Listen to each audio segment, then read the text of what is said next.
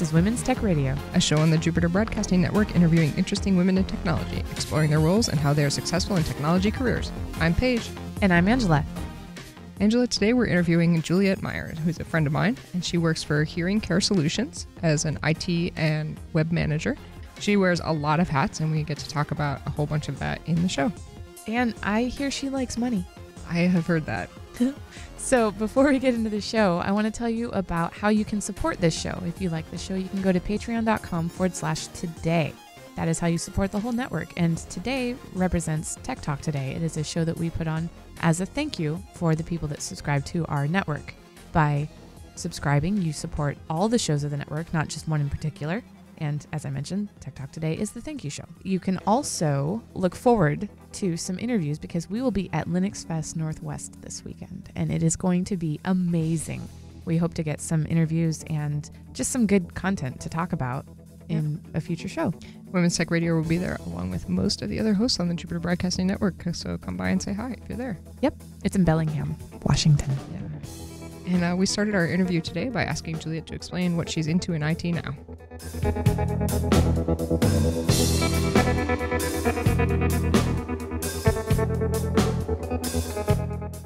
Hi there, my name is Juliet and I'm really excited to be on the show today. I'm the Director of IT and Creative Services for a hearing aid company, and my role is to support all of our WordPress sites, of which there are multiple, desktop support, as well as doing all the Photoshop, managing all the social media. I'm really a jack of all trades for my company. On top of trying to manage my VMware boxes, I really run the gamut between doing more local box stuff, as well as some of the server stuff, and of course, running around and chasing people down through the internet for various different tasks, things like that. It's a really varied role, and I've learned a ton in the last couple of years, so I'm really, really excited to get to talk a little bit about it today. So many hats. I think that is a common theme of a lot of our interviews. IT can't be pegged down to just one particular task. It's not a button-pushing job, that's for sure. Like, not one single task. Can you elaborate on the social media aspect of what you do? So one of the things that I do a lot of the SEO installs for our various different websites. And then I also deal with some of the social media aspects. Social media is something that I have worked with throughout my last 4 jobs. I was a super early Twitter adopter. I think my Twitter handle is from 2007, my original one. I got to watch social media evolve. I used to be a community manager, actually, for a company that went from having 1 million users to 13 million users. Wow. Yeah, that was an experience. I've got some war stories from that. I used to work for a group called Map My Fitness, and so I had the pleasure of watching them grow from an angel invested company all the way through to 3 rounds of VC funding, and they actually got bought out by Under Armour in the last year after I had departed the company. But I really got to see social media as it started to grow back when they were just starting the F5 conferences, things like that. So do you enjoy your social media role? I do. The demographic that I work for is actually 55 and over. So a lot of the social media that I do presently is more answering questions and kind of directing people to the website. So, we have more of a passive social media presence at the moment than we do an active one where you might see in like a startup or a tech firm. Now, does that mean that the hearing aid company, obviously mainly is geared towards elderly, but do you offer children's hearing aids and young adults? We can. Mostly we do a lot of Medicare and Medi-Cal, okay, Medicaid. Sure. Right. So okay. The majority, we have done children's aids, but they are the rare exception, not necessarily the rule. So, but we do have some individuals who come in through Facebook. Every now and again, but it's important for SEO and SEM to have those social media links and to push your blog. We get a lot of blog traffic actually through a couple of our different sites, so that's been really interesting to see. Obviously, that's a big deal in terms of your SEO rating. Right. Interestingly enough, even though elderly is your target demographic, it's probably their kids helping them get hearing aids. So yeah, it's definitely not all for naught. It's not all for naught. That's what I mean. That's interesting, because I was actually going to ask, like, that's fascinating to me that you're even getting questions on social media about stuff. We do. You know, it's funny, if you talk to, obviously you've got kind of the newer end of social media, but the kids now, like the tweens, your early 20s, look at Facebook as the old people network. Oh my gosh, no way. I kid you not. No, that's true. It breaks my heart. I remember when, I mean, obviously you guys do too, when Facebook and MySpace started hitting the scene. Yeah. Well, when Facebook first came out, you had to have a .edu to even get on. Like, you had to be in college. Exactly. Which is why I didn't join initially, because I thought that was elitist. Yep. Yeah, exactly. Yeah, I'm like, no, MySpace is fine. Right? I had 2 MySpace profiles, one for my radio persona and then one for me, because I used to work in radio. I used to be cool. That's news to me. But it's really fascinating to see, because parents, I mean, both of my parents are well over 55, and they both have Facebook pages. They both use them to connect with family. So Facebook is not what it once was. I mean, what is it? 1 in 6 people on the planet has a Facebook? Jeez. Yeah. I think I read that statistic somewhere on the internet, which means it has to be true. Yeah. Statistics don't lie. As long as it was @fact on Twitter, I think you're good. Right. I believe everything that one says. No. Clearly you should. And I believe everything Reddit tells me, so we're about even. Yep. So you've talked some about SEO, and for those not in the know, what does SEO stand for? So SEO is search engine optimization. You'll also occasionally read SEM, which is search engine marketing. And what that is basically trying to kick Google in the way that Google likes to be kicked, to put your webpage up at the top. Okay. And is that a skill set like you went to college for, to learn search engine marketing or whatever? No. Yeah, right. No. I've been out of college a while. So my degree is actually in broadcast journalism. My background is in television and radio. I kind of organically, that's a fun word, fell into this area of tech. My journey kind of started, I left Las Vegas and CBS in 2009, and actually got a job here in Denver working as a quality assurance tester. My background for QA is actually in video games. I worked for Petroglyph Studios for a number of years. They're wonderful out of Las Vegas. And I think they have a new game out. They always have a new game out. I don't recall what it is, but Grey Goo, I think is the name of it. Anyway, I started doing quality assurance and testing for MapMyFitness and software, and I ended up moving into their customer service division, which included there was like 12 employees when I started, and I think it was around 100 when I departed. So I ended up in customer service and became their CSR manager, and that meant I was doing all of the software testing, and then doing all of the releases on Facebook, all of that fun stuff on Twitter, and through all of their different marketing channels. So I kind of learned about SEO and SEM in the field as it was becoming more prevalent around 2010. So I got very lucky in that I got to grow up with the position and kind of grow into SEO marketing. It was a huge part of what we did for MapMyFitness, because everything had to be very geotagged, which is to say, like, I live in Austin, Texas, and I want to find all of the great runs or cycling routes. And so everything that we did for that company was very, very built into. We actually had a great development team.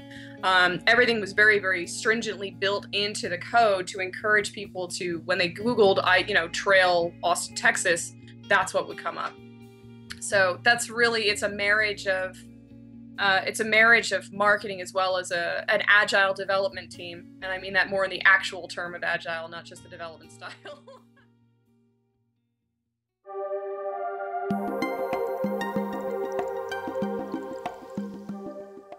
Very cool. So obviously you didn't start in tech, and you've kind of wound up in tech. Like, what was that moment like, or the journey, the kind of the transition? Like, why the transition? What kind of spurred you to get out of radio to move over to do QA? Like, I like money.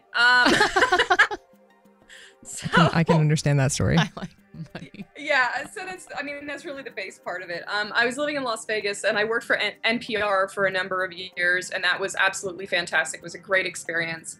And I did a lot of different things for them, and then decided that I wanted to travel a little bit more. So I wandered off to Guam for 6 months, came back to the United States, and just kind of wanted to get back into radio, but I wanted to get back into commercial radio. Commercial and nonprofit radio are very, very different.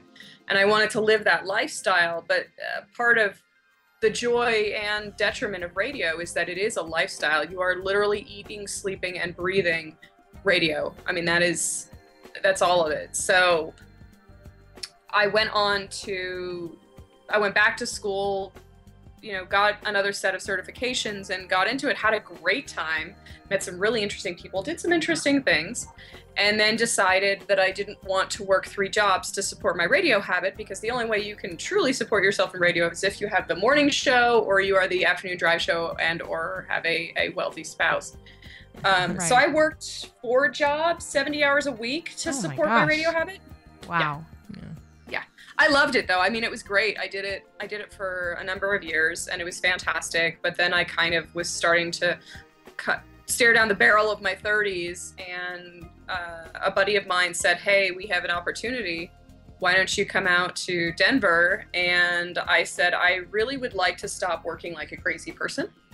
Okay, so I have a question. So in Sure. my background, so I worked for 5 years at a medical supply company, and I started in the shipping department and worked my way up. Then I moved to purchasing, and then I moved upstairs to customer service, and then I kind of just became the operations manager without the title. Oops. Oh, it's fine. It's because there was an operations manager. But anyway, the point is I had to learn all about the billing aspects and all the different have you had to learn that, and has that been an adjustment? Do you enjoy it? What is your level of participation? I love my job right now. Every day is different for me. It's fantastic. I get to, it's from the little things of why doesn't my printer work? To oh god, it's on fire. Why are the servers not responding? Oh god, please help. And crisis management is something I'm very accustomed to when you work in radio, and there's flooding happening, or you have to suddenly change things, or someone says a naughty word on the air. There are a series of fire drills that go with that, and then I jump directly from that particular pan right back into the fire, which is to say a startup.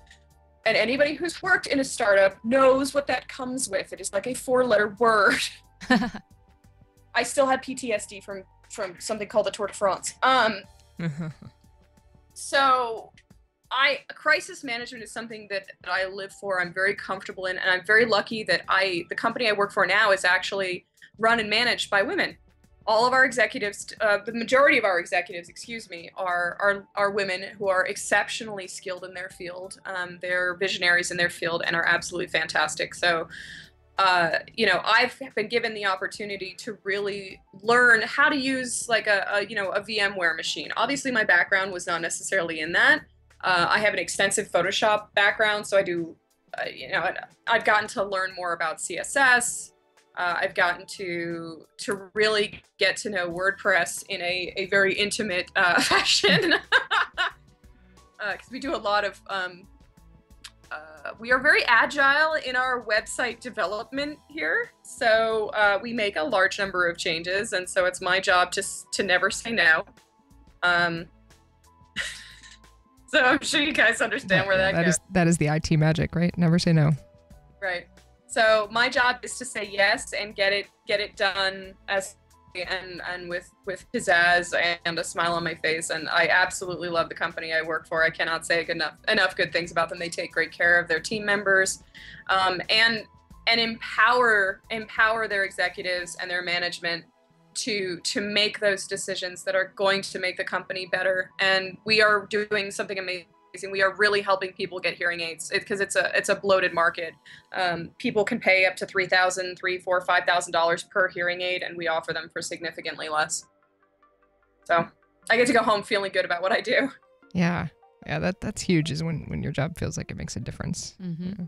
What is the hardest part for you? You like the crisis. It seems like you like the learning on the job. What are your pain points with IT? I have learned a lot, but there are still some things that I don't necessarily understand. When something doesn't work, like I use an asterisk phone system, and I don't program an asterisk. Fun fact, I don't program in much of anything, except maybe HTML. I'm a WordPress jockey. I'm not a dev. So when I run into something where I'm going, this is the way. My problem is when you look at a problem and it's above your skill level, Mm-hmm. and it's that moment of I need to get everything back online and back in okay, but I'm not exactly sure how to do that. Fortunately, we have a wonderful offsite IT team that I can call on and say, hey guys, this is above my pay grade. So what's broken? And they're fantastic, and they've actually been great tutors and have been very helpful. So it's been a really, really good experience. But definitely my challenges are when I come across something where I just have absolutely no idea. Like I had to teach myself Active Directory. I had to teach myself how to deal with a Microsoft Exchange server. I have several things that run on SQL, and while I've done a ton of SQL queries, which I hate, by the way. If I had to choose one thing to hate, I'm gonna go with SQL queries. That's not a bad choice. Yeah. No, I don't feel like it is. But yeah, that's, I think, my biggest challenge. Like, I think if I worked in a different company that had a different management, I think if I had a different management team, my experience would be very different. There's, I remember in other companies, there's that jockeying for tech supremacy. Or who knows the most things about X, Y, and Z. And I have an incredibly supportive management team. I think probably dealing with the Macs is probably my least favorite. Fortunately, my boss, the COO of the company, is fantastic and speaks Mac more fluently than I do.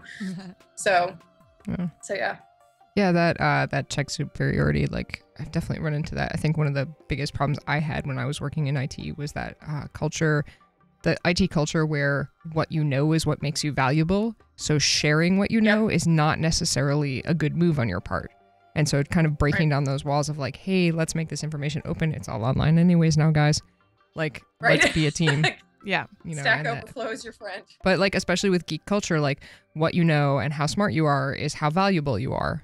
And kind of breaking those barriers down is very difficult in some of these older entrenched IT departments. So it's really cool that you found a space where that's not the case, like very rare. I'm so protective of my company because they've been so good to me. But it is rare, and you find that, I think, more in a male-dominated culture. In some of my previous companies, and I won't name names, people were retained, whether because of the knowledge that they have or because they built something that was vital, even though they had no business being in the company anymore. They were jaded, they were bitter, they were upset. Yeah. But they were retained because they had a certain skill set or because they had coded something that only they knew how it worked. Because you run into that technical debt issue if you want to try and fix that particular code base. That's a great term for it, technical debt. Mm-hmm. I did not come up with that term. I stole that from someone else. Oh yeah, no, that's it's a buzzword. It's a perfect application of the word, though. It is that, you have to pay back this technical debt or you have to deal with some jerk. Mm-hmm. Your choice. Mm-hmm. Yep. And most companies are going to choose the jerk because it's cheaper. Yep. It's so expensive to bring on new people, especially at that level. Mm-hmm. Yeah. It is really fascinating once you kind of dig into HR management at all, is like the most expensive part of people is onboarding. Like Mm-hmm. we are very, yes. very expensive to onboard.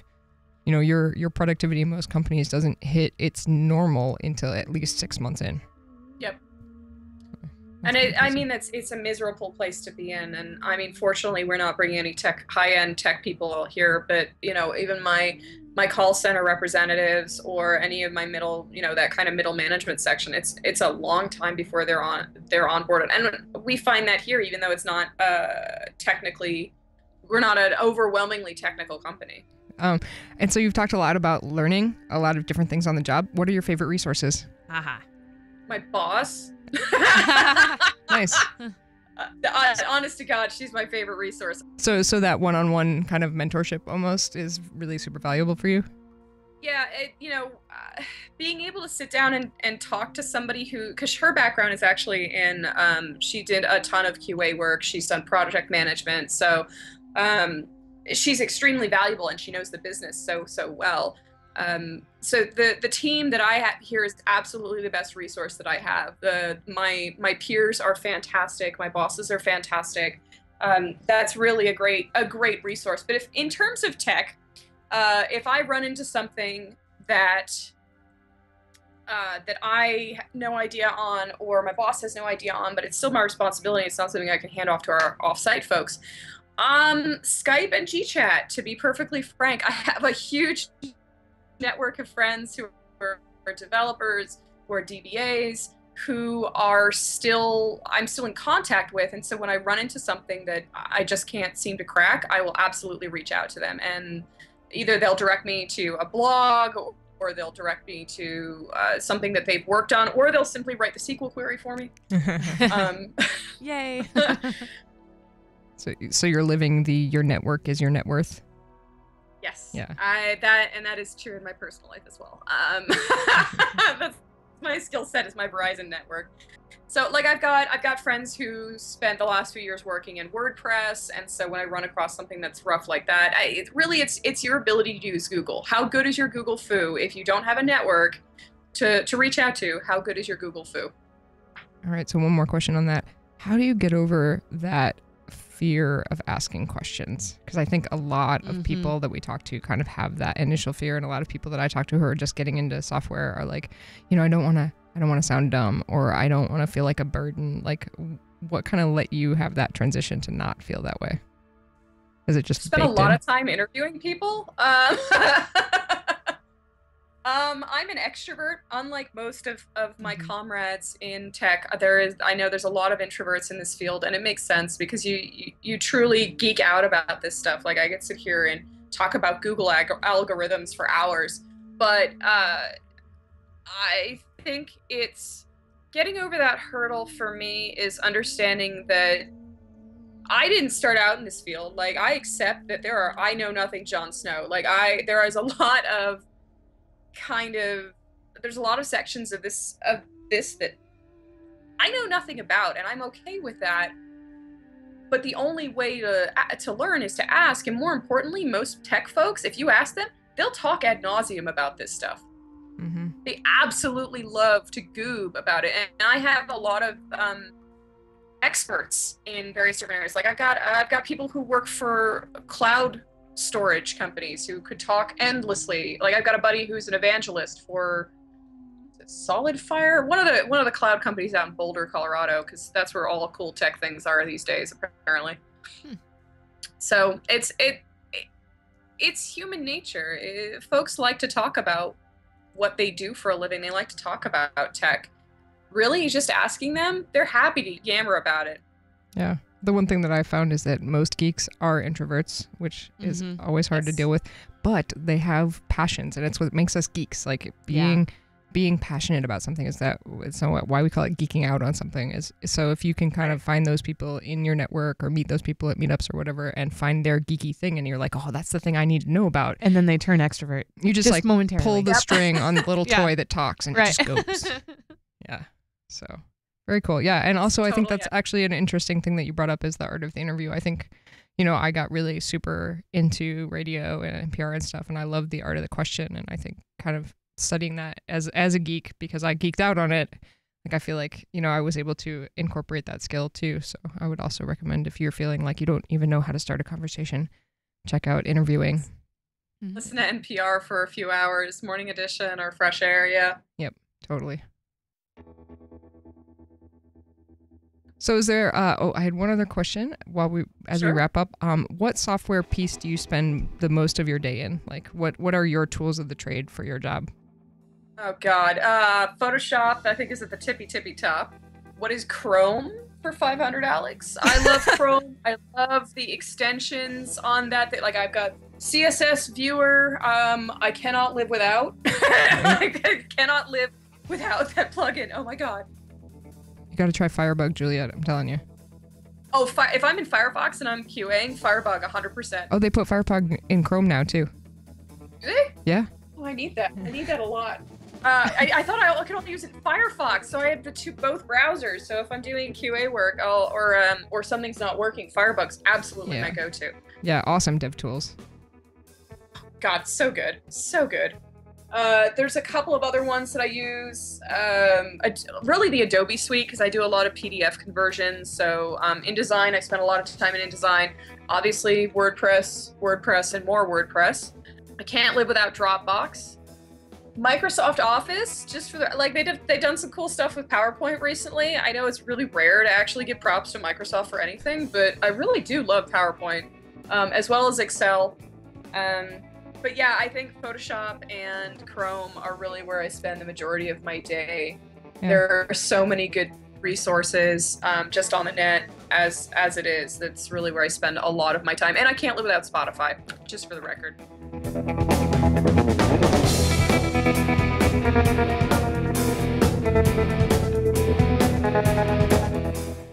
Thank you for listening to this episode of Women's Tech Radio. Remember, you can contact us using our contact form at jupiterbroadcasting.com, which is also where you can go to the show's drop down and look at all the Women's Tech Radio episodes that have been released.